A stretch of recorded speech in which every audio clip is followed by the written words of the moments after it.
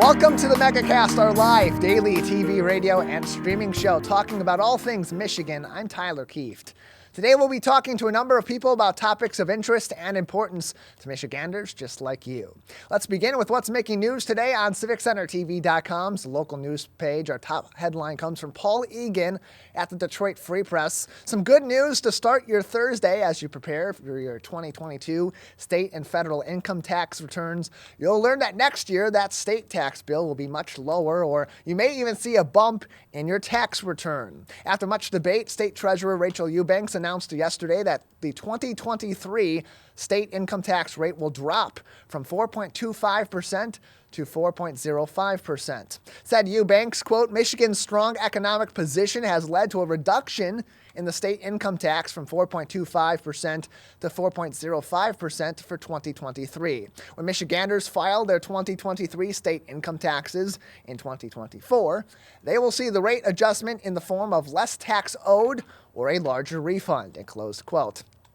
This comes after some adamant exchanges from both Attorney General Dana Nessel and legislative Republicans whose caucus enacted the law in 2015 that led to this reduction in the tax rate for next year under Governor Rick Snyder to automatically trigger a tax cut in the year following a state revenue surplus in which the rate of inflation was positive. Even with the decision made official yesterday, House Minority Leader Matt Hall from Richland Township, who was critical of earlier this week when Attorney General Dana Nessel said that her interpretation of the law was that this tax reduction would be for just a single year after those provisions were triggered and not be permanent, he had some backhanded positivity toward the ruling, saying, quote, "He will celebrate this milestone and continue fighting to make relief permanent as the law requires," and closed quote.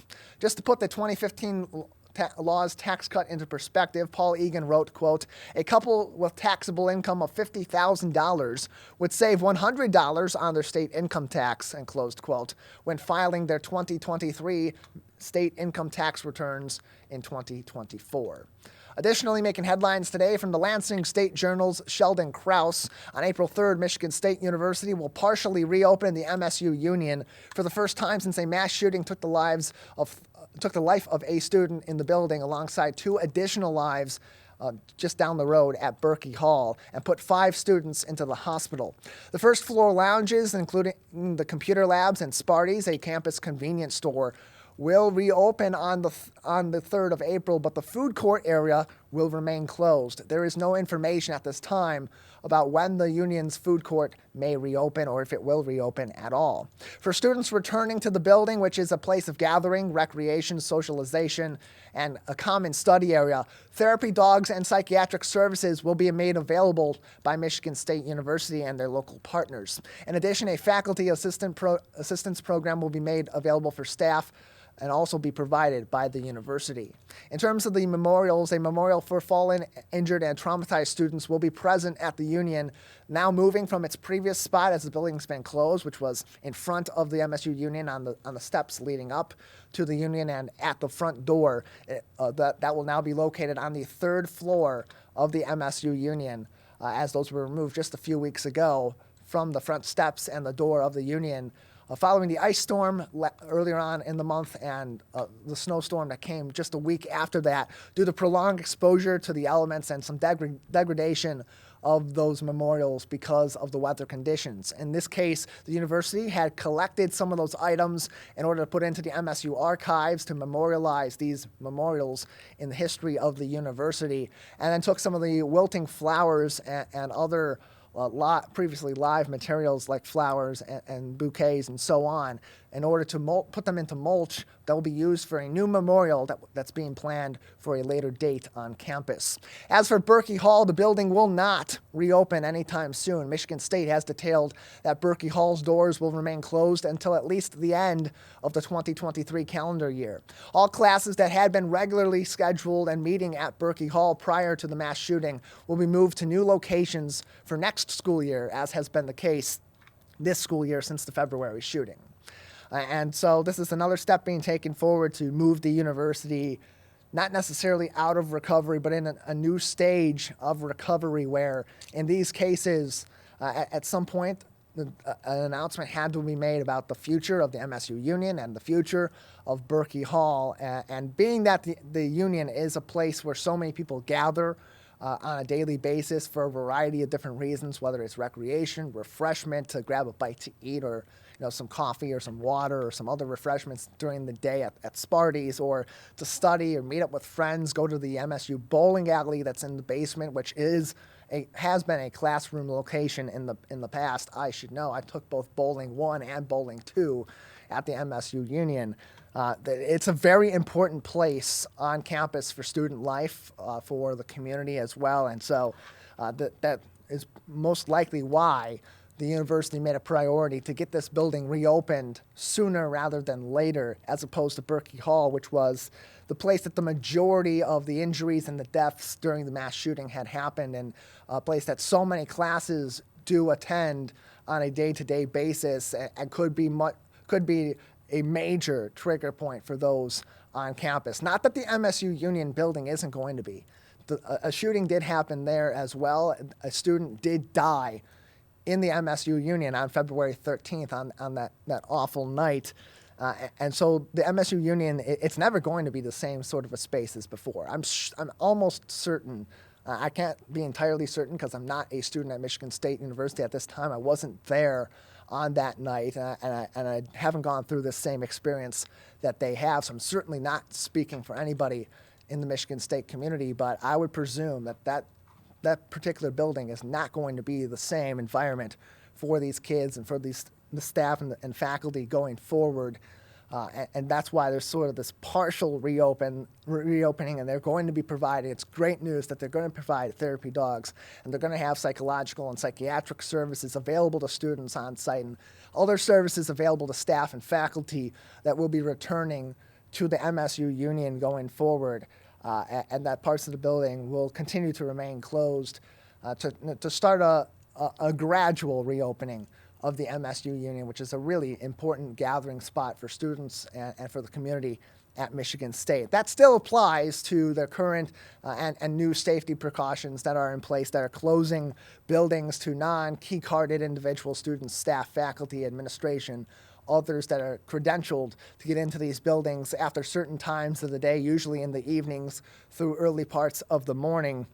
That's going to include these sort of buildings, like the Union and other classroom environments still, but reopening that to the public, including students at MSU going forward. It's an important step forward. It's a tough step forward. It's a tough decision for the university to make. It's going to be tough for students to return there, but eventually that building was going to reopen in some capacity, or they were going to move where that student union declaration was going to be. If it wasn't going to be in that building, if they were going to move on from that building altogether and move the student union to another facility, that was something that was also, I had heard, thrown out there in some fodder. There was nothing official on that note, but it's good to see that they're going to be reopening that. They're going to provide some services, that they're not going to just rip it off like a Band-Aid and expect everybody to be okay. They're doing this sensitively. And so I got to give credit to the university and to the community for their approach to this, and for keeping Berkey Hall closed, because that was a point of such trauma. That was the place where this entirely had been incited, and where the majority of the injuries and the deaths had occurred. And it's just so common of a place for classes across various different disciplines to be that it wouldn't be appropriate to reopen that for classes this semester, this school year, or even through most of 2023 as they try to figure out what to do in that environment. You've seen it before in other school shootings where after the fact, universities or high schools, including Oxford, consider what to do with certain facilities. In some cases across the U.S., buildings that have experienced school shootings have been entirely torn down, and schools either have been consolidated or have been rebuilt or have been moved to other locations, simply not to bring people back to the scenes of these horrific events. And in some cases too, like including in the Oxford High School situation, they redesigned some of those areas, they renovated some of those areas. They had basically removed everything in those rooms or in those areas of the building where these traumas had occurred, and try to make it essentially look like a completely different space so as to not put people necessarily right back in that mode they were in the last time they entered those areas, last time they entered those rooms, which may have been during that time of horrific trauma for those individuals. That's not currently what's going to be happening at Berkey Hall. There are no real plans that are out there officially or unofficially from the university and the MSU Union.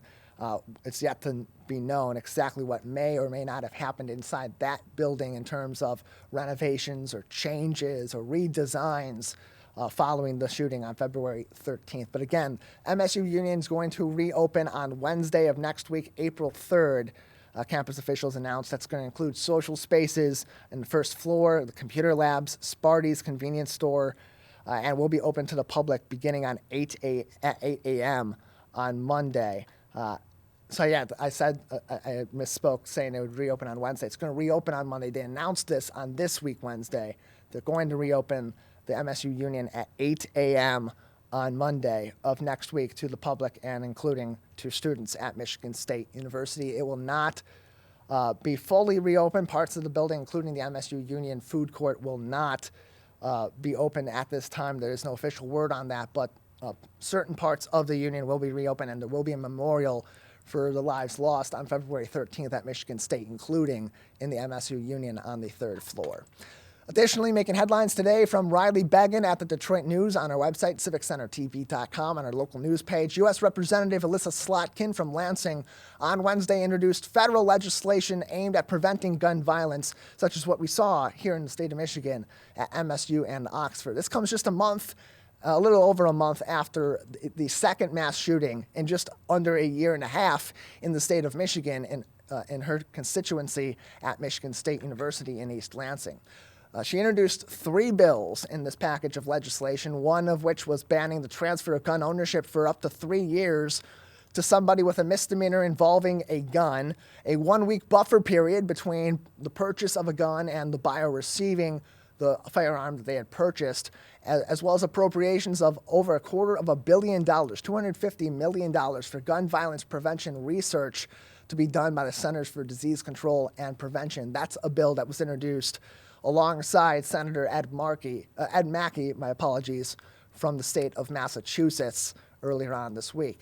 Representative Slotkin introduced the bill alongside survivors of both the MSU and the Oxford high school shootings, those being Devin Woodruff, who survived the MSU shooting in February, and Dylan Morris, who had survived the mass shooting at Oxford High School in November of 2021. And just 2 days following the latest school shooting in the U.S. that occurred in Nashville, Tennessee, where 3 9-year-old children and 3 adults were murdered by a shooter that entered the school and was shortly after killed themselves. Directly reported in this article, quote, there have been 130 mass shootings in the United States since the beginning of 2023. That's according to the Gun Violence Archive. Slotkin said that this legislation, should it become law, will, quote, work concurrently covering all corners of the issue so that we can achieve our most fundamental of our responsibilities as elected officials, keeping our communities and our children safe, and closed quote. It should be noted that Representative Slotkin announced recently that she will be seeking to fill Michigan's soon-to-be-open U.S. Senate seat that will be vacated by longtime Senator Debbie Stabenow, who will not seek re-election at the end of her current term. Additionally, making headlines from Gina Joseph at the Oakland Press, Attorney General Dana Nessel is warning consumers in Michigan to be wary of ongoing efforts to defraud purchasers of Bitcoin and other cryptocurrencies. The Attorney General warns that seniors in particular are being targeted, especially as information on these forms of currency and payment are still relatively new, and most workings of cryptocurrency exchanges are not particularly common knowledge. Says Nessel, quote, cryptocurrency is a new complex market that causes confusion among even seasoned investors. And bad actors are exploiting this arena to victimize people of all ages, and closed quote. There are many things that you can look out for that are red flags if you're purchasing cryptocurrency or if someone's soliciting you to purchase cryptocurrency. Plenty of things to be wary of when you're making these purchases. You should be very cautious if you're ever being told to withdraw cash at a different branch than you would normally use for your banking. You're being asked to lie to the branch tellers about the reason why you're withdrawing money, especially large sums of money, or leave a cell phone call open, or keep a phone call going by leaving your cell phone in a pocket or in your purse and concealed, so that the person you're talking to can give you further instructions after you've withdrawn cash at a bank or at an ATM. There's some other advice as well that's listed in this article. You can click through and read it on civiccentertv.com's local news page. Attorney General Nessel continued in a statement saying, quote, residents should be wary of unsolicited requests from strangers on the phone or internet, and especially requests to make bank withdrawals or deposit at cryptocurrency kiosks or Bitcoin ATMs. It's all about recognizing what's legitimate versus what's illegitimate, and especially given today and all the marketing that's being done online, especially on social media, both for cryptocurrency and other virtual commodities, as well as goods and services. It's easier than ever, arguably, to be scammed by these individuals and by these groups, some domestic and some that are foreign, and really can put you in a very tough spot that you may, in some cases, not be able to recover from with the systems that are in place, especially if they get access to your checking account. They can clear that money out. They can make purchases that you may not be able to reverse or may not be able to get reimbursed by your bank because it's in your checking account versus your credit card account, which has different provisions in place for addressing fraud. You got to be really careful. If you're seeing an ad for purchasing cryptocurrency below the market rate, or cheap cryptocurrency, or easy ways to make a bunch of money on cryptocurrency, or by selling X, Y, and Z online, or any of these other things that are saying it's going to be quick, it's going to be easy, all you got to do is call us, all you got to do is send us an email, all you got to do is give us some of your information.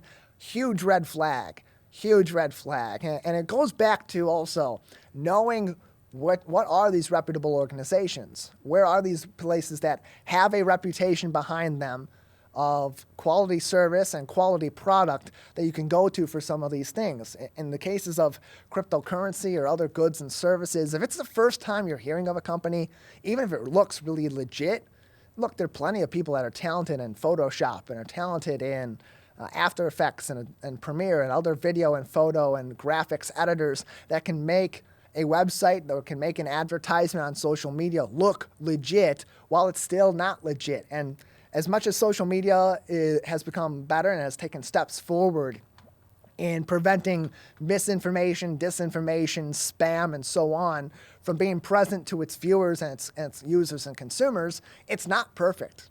It's not a perfect science. And especially if these groups or these individuals are purchasing advertising space on these social media and are targeting your demographic or your local area, that's going to make that more present to you. It's going to look legitimate. You might click through to it, and even that click through could put you at risk. So always be concerned and always be cautious, better yet, about what you're seeing on social media, what you're seeing online, especially if it regards cryptocurrency, making purchases, making a quick buck.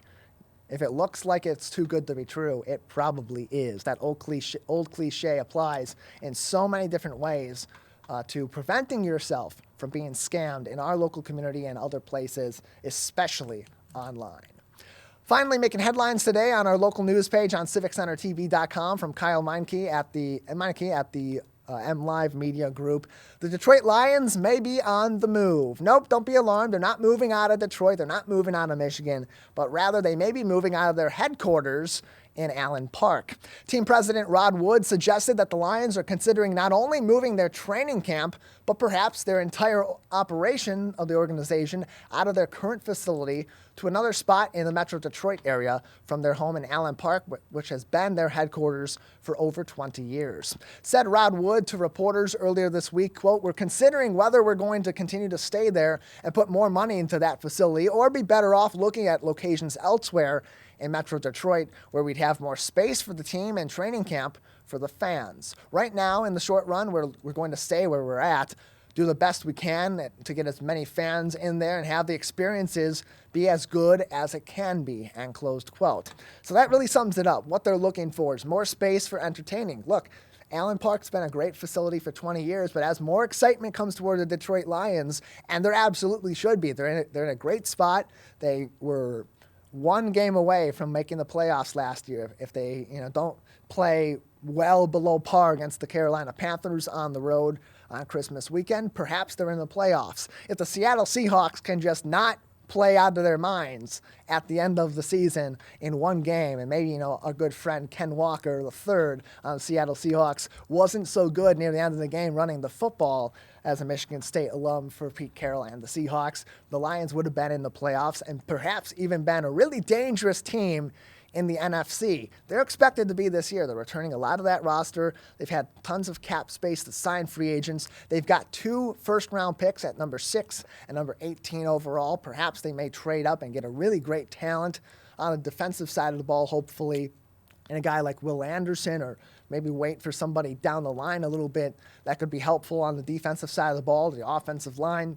We've already got one of the best offensive lines in the entire game of football, and they have brought in some excellent free agents, including a familiar face who they signed yesterday, and Marvin Jones Jr., rejoining the Lions after a couple of years, and Duval playing for the Jacksonville Jaguars, coming back to replace DJ Chark, a former Jacksonville Jaguar who had moved on from the Detroit Lions and did not re-sign with the Lions after a relatively good season last year where he played an important part in the absence of then-rookie Jameson Williams, who will be back and healthy this year for the Lions. Look, it's a time in their history where the Lions are for once looking like they have promise, looking like they're going to be really good.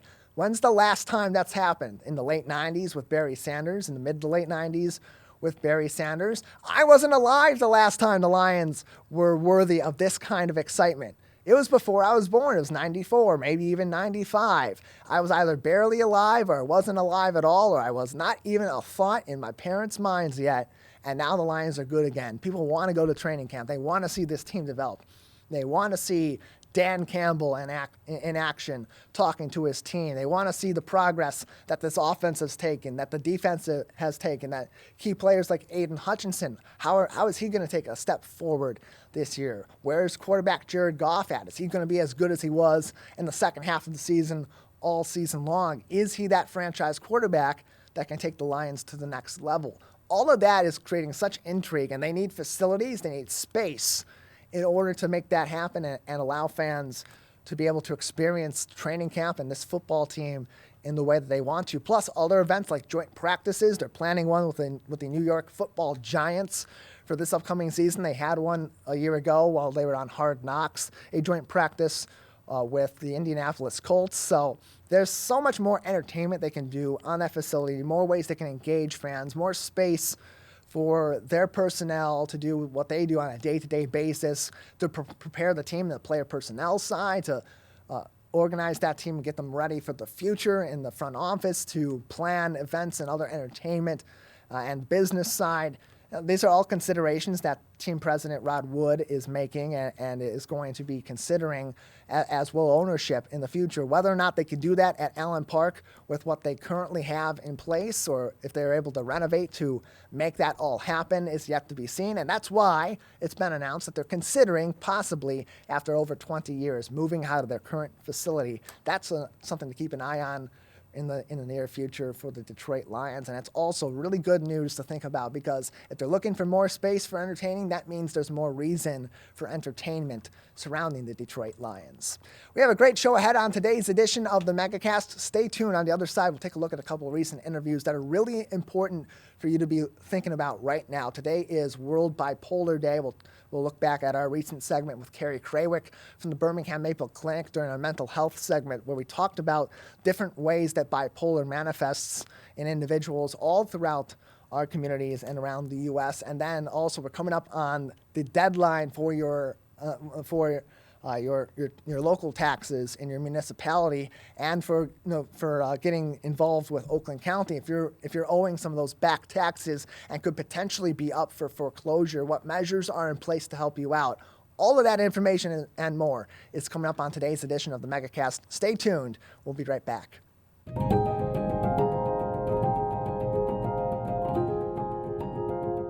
I'm Steve Eiserman of the Detroit Red Wings, and I think every child in Michigan deserves a safe, healthy, and happy childhood. Can we build a state where children trust Michigan isn't just a name, but something our kids believe? Please support Children Trust Michigan as the voice for children and families by visiting the website to learn more.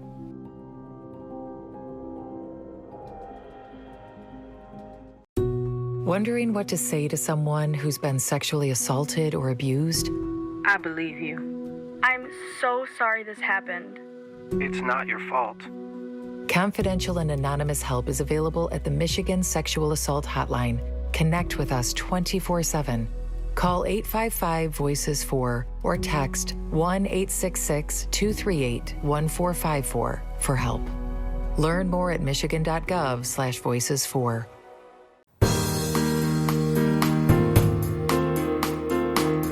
Welcome back to the Megacast, our live daily TV, radio, and streaming show talking about all things Michigan. I'm Tyler Kieft. You can learn more about our program and stay up to date with us on civiccentertv.com/megacast. We'll find information on all of our partnering stations, links to their websites, so you can learn more about local programming in your hometown outside of the greater West Bloomfield area where we originate our broadcast, and even here in our local community where we originate our broadcast as well. All of that is on civiccentertv.com/megacast, where we also have links to all of our content from here on the show every single day. Full episodes and individual segments, so you can watch us however you so choose, either in our full 1-hour programs or in individual bits and pieces with certain interviews that are of topics of interest to you and yours in our community.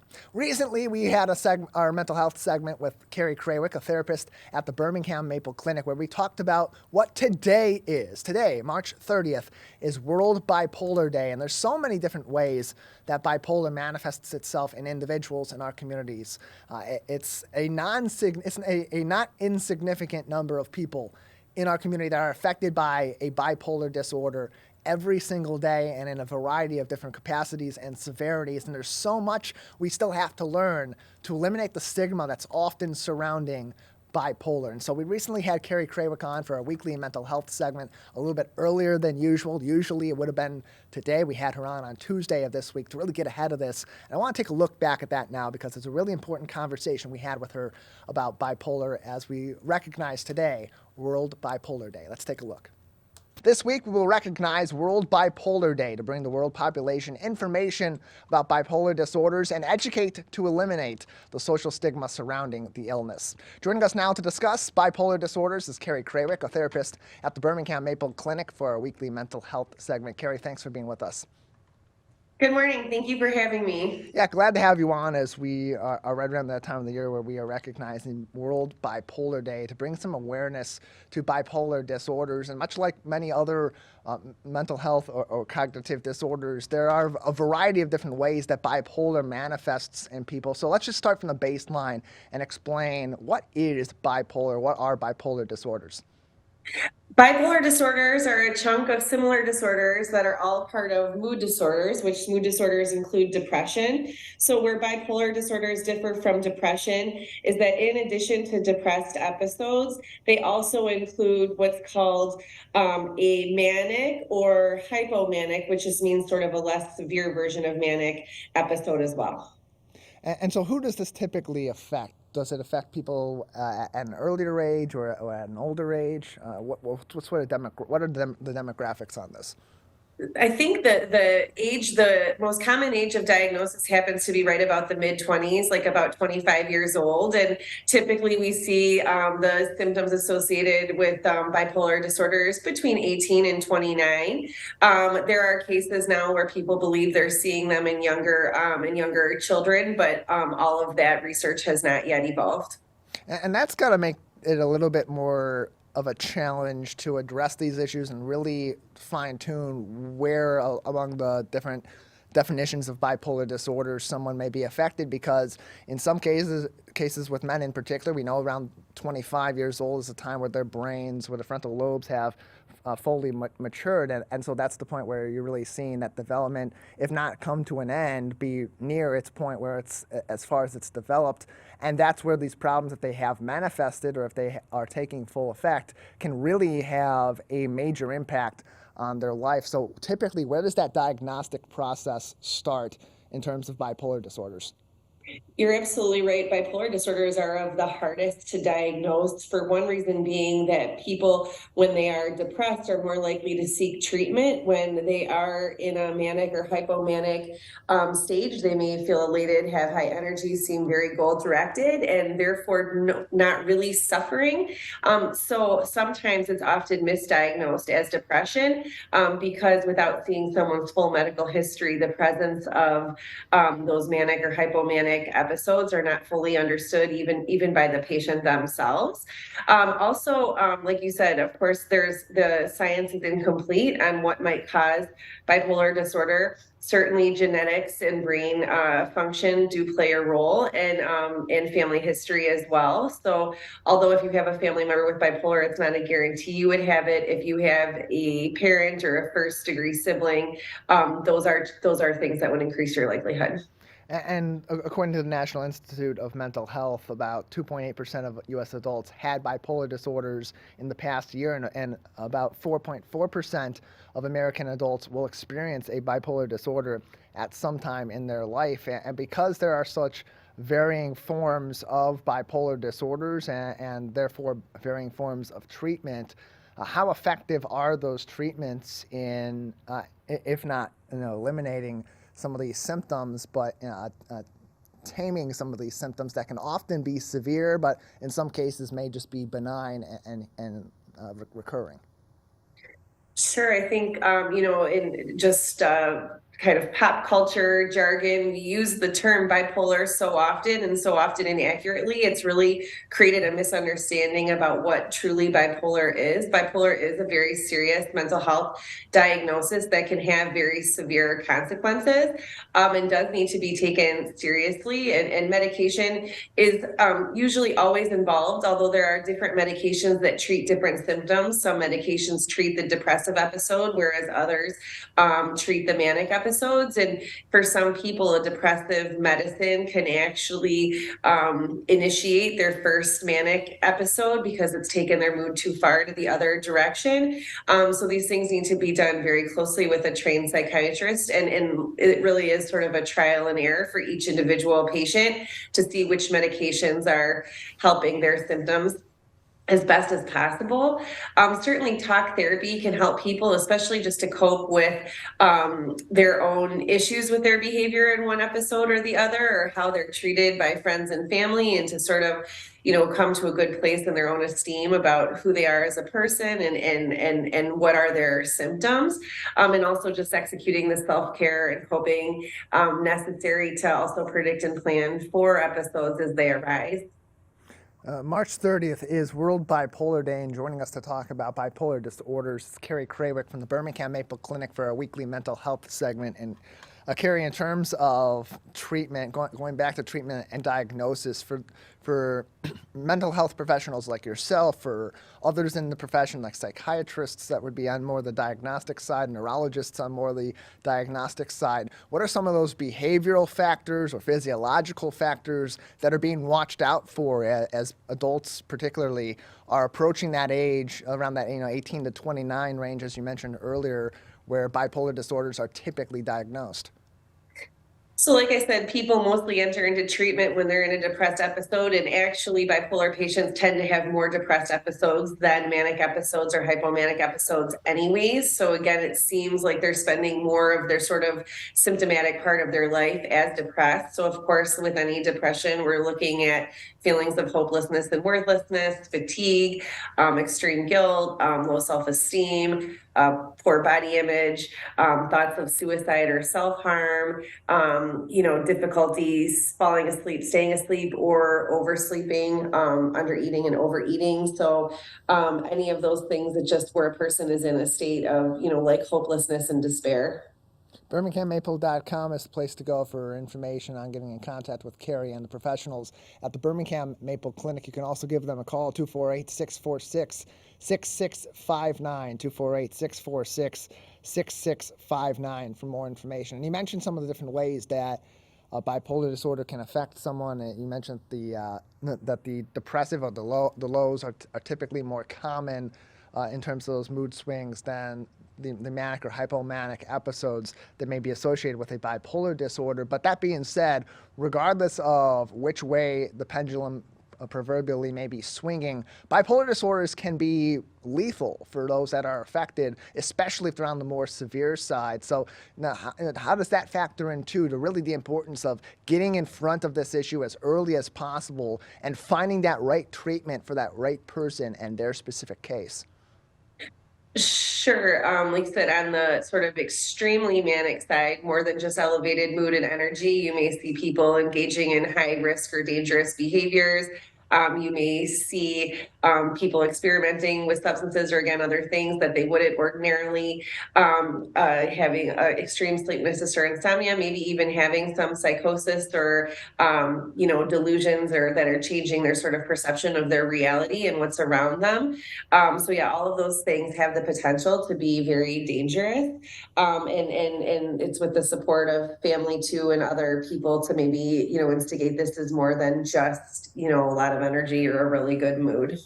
We're joined by Carrie Krawiec, a therapist at the Birmingham Maple Clinic, for a weekly mental health segment on the Megacast. You can find all these segments on demand on our website, civiccentertv.com/Megacast. And you can also learn more information and get in contact with the Birmingham Maple Clinic at their website, birminghammaple.com, or ask them some questions. info@birminghammaple.com is their email address. Carrie, as we think about World Bipolar Day coming up on March 30th, and the point of a day like this is to eliminate some of the stigma, to learn more information, and have a better understanding of something that is complicated like bipolar disorders, and like any other stigma, whether it's surrounding race or gender or sexuality or other mental health factors that can often be judged by the general population. Understanding sort of that day-to-day, those experiences, is a really important element of eliminating that stigma. So in terms of the day-to-day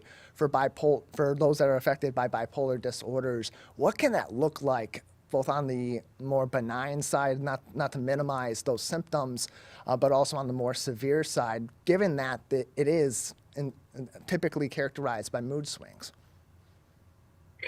Like I said, mostly they're just like us. They're people just like us. They're talented and successful and have wonderful jobs. There are many documented people that are famous, and so their days are just like us. But I think with the added of maintaining some consistency in medication, some self-care, tracking, what are sort of the things, what are the signs and symptoms that they notice that perhaps the mood is changing, and just being aware and informed about how to take care of themselves. It would be like any chronic health issue, whether it was something like diabetes or something like that, where you just have to stay on top of it. And the better care you take care of yourself, and the sort of awareness and support you get from your family is always going to be helpful to you. It can be challenging, especially in some of those younger adult or later adolescent years, to have a family member with bipolar.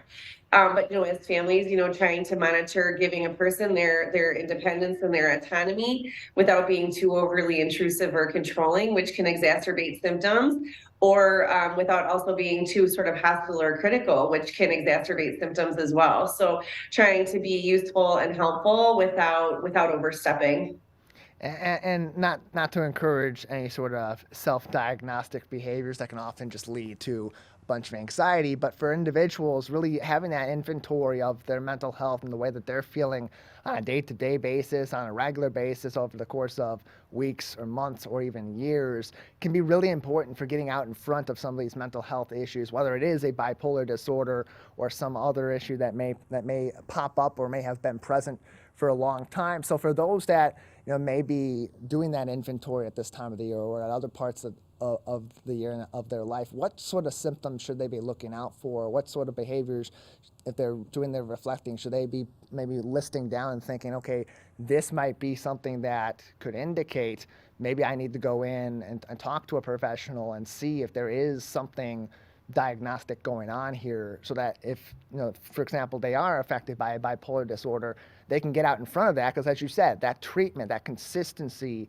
with that treatment is so important for them to be able to live a regular and healthy and enjoyable daily life. Sure, just like we said before, of course, the presence of anything concerning, like thoughts of self-harm or suicide, anytime where your symptoms seem to be disrupting your life, if they're interfering with hygiene, eating, sleeping, if it's interfering with personal relationships or work, certainly if there's some sort of like core features of your life that can't be maintained while you're symptomatic, would absolutely be a sign to get some treatment. More information and ways to get in contact with Carrie and the other professionals at the Birmingham Maple Clinic can be found at birminghammaple.com or by calling them 248-646-6659. You can also join Carrie Krawiec and I each and every week for a mental health segment here on the Megacast, and find us on demand, civiccentertv.com/Megacast. Again, March 30th is World Bipolar Day, as we recognize the symptoms and the different ways that bipolar disorders can manifest in people, and it manifests equally between men and women, the average age of onset being about 25 years old. And according to the National Institute of Mental Health, over the course of a lifetime, 4.4% of American adults will experience bipolar disorder in some way or another personally. So, Carrie, a couple more minutes with you before we'll need to move on for today. Anything else that we haven't discussed about bipolar disorders that would be important to keep in consideration at this time, especially as we recognize World Bipolar Day on March 30th? I think, like I had mentioned earlier, bipolar, perhaps more than any other mental illness, is one that we use and throw around as kind of maybe even derogatory to ourselves or our peers. Oh, that person is so bipolar. We're using it inaccurately, and you don't know, like you said, with such commonplace, whom you may be hurting by describing somebody else that way. That it's not just a change in mood or behavior where someone goes from a seemingly good mood and a bad mood across the course of one dinner. These are mood symptoms that are bigger and may last days or weeks, and can be very debilitating. And so it's not just that kind of fluctuation. If we know a person whose personality seems to go from hot to cold, it's not really the same thing. And when we use the word bipolar to describe that, perhaps we're hurting that person, but we may also be hurting someone who's actually diagnosed and or muddying the waters so that it's not clear when to seek treatment. Am I just going because my personality and changes dramatically from one minute to the next, or am I dealing with something serious here? All comes down to a little bit of kindness as we recognize these different forms of mental health issues that may pop up in all of our lives and we may not be aware of on a day-to-day basis. Carrie, thank you so much for joining us and explaining more about bipolar disorders and a number of different ways it manifests in our communities. Thank you for having me. We always appreciate having Carrie on to talk about a number of different mental health topics each and every week, and appreciate her time as she joins us for weekly mental health segments. Usually they're on Thursdays. This week we did it a little bit earlier on Tuesday, but you can always find those on demand, civiccentertv.com. Also coming up here in our local area, we're right around that time of the deadline for your local taxes to be paid, and your back taxes in particular. They also need to be paid 2020 and years prior by March 31st. That is tomorrow. It's the end of the road there. That's the deadline before you may be facing foreclosure if you've especially had years on years of back taxes. But there are protections in place. There are steps in place that you can take through Oakland County if you owe local taxes going back to 2020 or years prior. And we recently spoke with Robert Wittenberg from Oakland County, the Oakland County Treasurer, about that topic, and he's joining us now on the Megacast. Robert, thanks for joining us today. Morning, Tyler. How are you? Doing all right. How are you doing today? I'm doing well. Thank you. Thanks for having me. And we're talking specifically about property taxes. Right. So income taxes, those are due, your returns in April. That is separate from what we'll be discussing. So just to let people know. And so at the county-wide level, much like at the municipal level, you're collecting property taxes, and it goes towards all the different programs through Oakland County that support our local area, support our local communities too. And so how is that coordinated overall with the municipalities and from the county down to individual households? So in our office, we're in charge of collecting delinquent taxes. So ultimately, you pay your local taxes to like West Bloomfield or whatever community you live in. You pay your current year taxes. If they come over delinquent, So in essence, you don't make them in on time, usually by the end of February. If you don't make those payments on time, then in essence, we become the collections agent for those taxes. So we cash flow the local community, we make them whole, and then we're in charge of collecting those taxes. So we make sure we have our delinquent tax revolving fund, our DTRF fund, that is able to fund all the local communities. There's 63 cities, villages, and townships. And we got to make sure that they have the resources necessary to continue providing services. So we're like a backstop. And then based on state statute, we are then required to collect those delinquent taxes. And so that's why this month, March 31st, is the tax deadline. So for those people that owe 2020 or prior year taxes, March 31st is the deadline for them to pay or for them to reach out to our office to prevent foreclosure. So that's why we're doing kind of a robust outreach to the community to tell people that we are here to help and that we want to help them to prevent foreclosure, because foreclosure, impacts the entire community, not just the people that could possibly be foreclosed, but their neighbors and the community. And so we're doing a lot of work to just remind people, please call us. We are here to help. The number one thing that if you forget everything we talk about today, number one is that we are here to help in the treasurer's office. And just how common of an issue is this in Oakland County? Because when people think about Oakland County, they're not often thinking about people having a whole lot of struggle, generally speaking, with paying their taxes and paying their other bills. But like in many other communities, these are issues that can span from people of all walks of life. That's right. And we are fortunate to be a pretty great county, right? And for the most part, people are thriving in our communities, but there are some people that have their challenges, and especially when we're talking about after the lingering effects of COVID. And so one of the things we've been talking about that we're really trying to remind people of or make people aware of is there are programs that the state administers.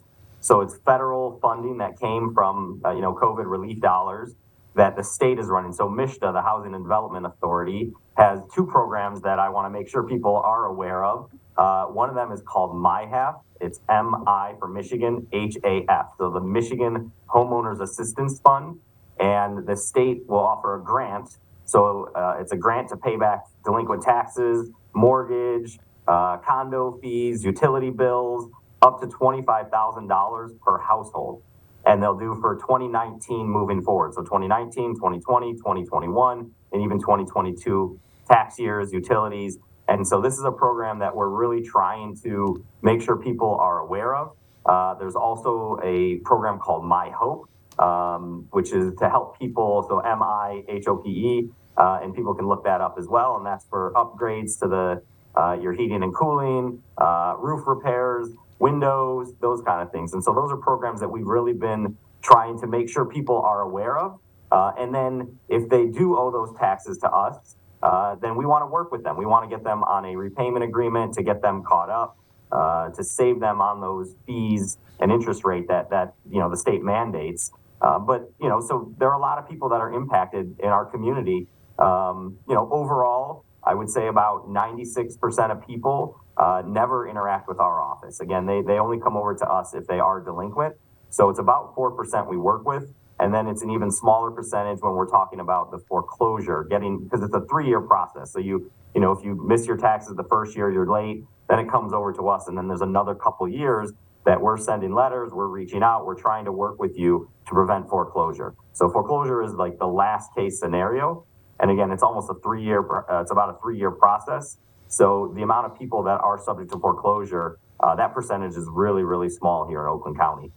Oakgov.com/treasurer is the website to go for more information on delinquent taxes, as well as property tax information for Oakland County. And you can even pay your property taxes now throughout the month of March and beyond on their website. Again, oakgov.com/treasurer. You can request a statement as well by phone call, 248-858-0611, 248-858-0611. Joining us on the Megacast is Oakland County Treasurer Robert Wittenberg as we talk about tax season and collecting these back property taxes here in Oakland County. And for a lot of people that are in these sort of situations, it's a tough spot for them to be in, and it's a tough I would imagine it's very tough to swallow your pride and go to the county and say, hey, I'm having trouble paying these taxes. There's a reason why I haven't paid my taxes in a couple of years, or God forbid in a few years, and I'm coming close to facing foreclosure because, and I would imagine too, in a lot of these cases, they're worried I'm going to get in trouble. They're going to report me to the IRS. I'm going to have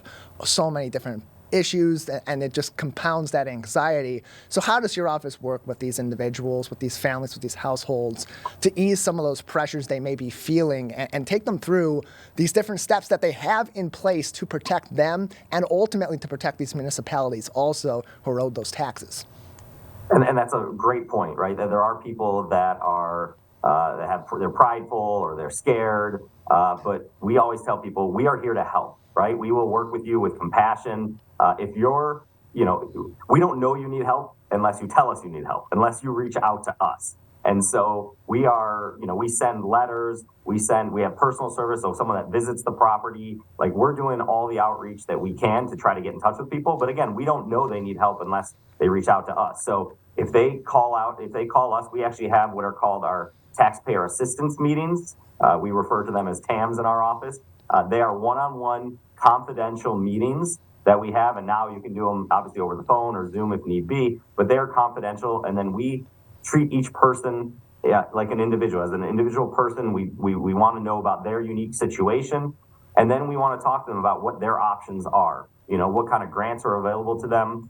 Within our office, we have a financial coach who will work with you as well, and so we want to work with anyone, right? We want to work with everyone. We do not want to foreclose on anybody, and so we are really great we have a team here that does these. And as you can imagine, right, this is our busiest time of the year in March. And that's why we're out here really pushing people to reach out to our office. But we are here to help. That's the number one thing. We are not going to judge you. We have seen all different kinds of situations, and we know there's people that have challenges. So we want to work with you. I think that's the bottom line is we want to work with you. We are here to help you, but we don't know you need that help unless you reach out to us. And this can be the difference between you staying in your home or having your home foreclosed on and having more of those compounding problems while still owing the county for these property taxes as well. And so these are really important programs that you can access through Oakland County, oakgov.com/treasurer for more information. And you took us through some of that process of that initial meeting, that TAM meeting, as you said, with these individuals to go through what their situation may be and get their questions answered. And in general, when you're talking about these programs that are in place and these supports that are in place through Oakland County, about how long does it take for these individuals to go through one of these programs and ultimately get back to even with their municipality and with the county on collection? So the TAM I'm talking about is specifically within our office. We have a team here that will have these one-on-one conversations, and we want to try to get people on a repayment agreement to get them caught up, right? Like I was saying earlier, there's interest, there's fees, there are things that are mandated by the state that we have no control over. So the sooner you get paid off, the more it saves you in the long run. So we try to, work with them on getting them into a payment agreement. And then also those programs I was talking about, specifically that MyHalf program, the Michigan Homeowners Assistance Fund, that we've seen actually over 400 residents here in Oakland County with, last I checked, it was over $3.5 million that the state has paid towards delinquent taxes for Oakland County residents. So that program, they've kind of expedited the process a little bit. It took some months when it first got started last year. This year, people are applying and they're getting approved within about 3 to 4 weeks, which is a pretty efficient program. So people have to show that they had some kind of COVID impact. They're pretty lenient on that, though. So if you can show any kind of loss of income, increased expenses, health-related issues because of COVID, then you can qualify. There's also income tests as well, but we want to make sure that people apply just to see if they are qualified. And like I said, we've had over 400 and something Oakland County residents who have been approved for this program, and it's a lot of money, and it's been saving a lot of people.